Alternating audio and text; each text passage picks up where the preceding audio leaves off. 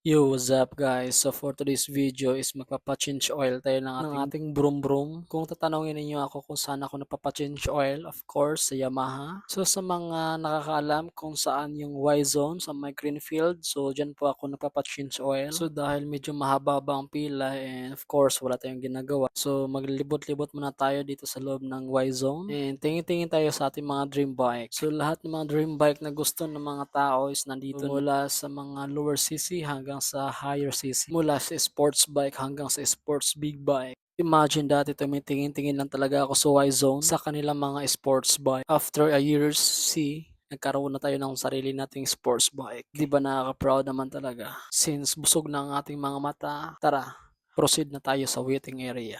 While nag-aantay na masalang ating broom broom, kahit hindi tayo umiinom ng kape ay napapainom tayo. Paano ba naman kasi ang lakas ng aroma ng kape nila? Pangalawa, libre pa, wala pang bayad. To be honest, masarap naman talaga ang kanilang kape, pero mapait lang talaga. Which is normal kasi kape nga. Mindset ba mindset? Sa wakas, nakasalang na rin ang ating broom broom after a lot of hours. Yes, totoo nakakabagot mag-antay na matagal. Pero okay lang, worth it naman ang iyong pag-aantay. Ang gusto ko dito sa Y-Zone Yamaha, chine-check nila kahit hindi mo sabihin. Ibig kong sabihin, chine-check nila yung mga basic maintenance. Basta yun na yun, gets nyo na. Yes, ganyan kabulalahaw ang ating broom broom. Since naka-open pipe tayo or tinatawag natin CS project. Kung tatanungin niyo kung may DB killer ba yung CS project natin, ay wala. During this time, akala ko uwi na ako kasi tapos na pero hindi pa pala.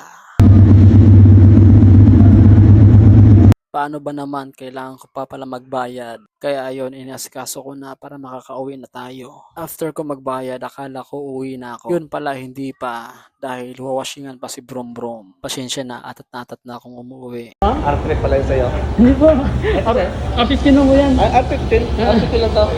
Ito yun pala, akala ko blue. Ayun na. Eh, ano itang bukto? Ano pala ito? Itang bukto kanina eh. Ha? Itang bukto yung tignan ko kanina. Ah. Ganda mo mo sila. Ha? Ganda mo mo. Buyag. So kita nyo na, lagi tayo na pagkakamalang R3. Pero madalas ang tanong sa atin or ang sabi sa atin is R6. Kasi ganyan daw mukha ng R6. Hindi daw siya mukhang R15. Pero sa totoo guys, R15 lang talaga yung brum brum natin. Pang mahirap lang muna. Here's the result.